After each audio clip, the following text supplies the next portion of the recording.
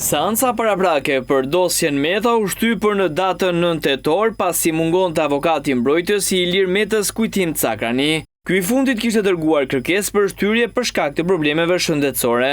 Ndërkohë në sallën e gjyqit në gjykatën e posaçme ishte e pranishme vetëm ish-bashkëshortja e Metës, Monika Kryemadhi. Jashtë gjykatës në një prononcim për gazetarët, e konsideroi gjyqin ndaj saj politik të nisur pas denoncimeve për inceneratorët. Smaku dhe i gjithë procesi ka qenë shumë i zënë me intimidimin apo dhe kërcënimin ndaj dëshmitarëve, që për hir të vërtetës në dëshmitë që kam lexuar, të gjithë dëshmitarët përveç se kanë përballuar, po themi, presionin edhe intimidimin, kanë thënë të vërtetën. Monika Kryemadhi, Ilir Meta akuzohen për korrupsion pasiv. Ndërkohë që nuk ka asnjë të akuzuar për korrupsion aktiv. Problemi është kur nuk ka korrupsion aktiv, si mund të ketë korrupsion pasiv? Edhe nëse që ka e parashkruar, a janë pyetur biznesmenët? Jo, s'janë pyetur. Jo.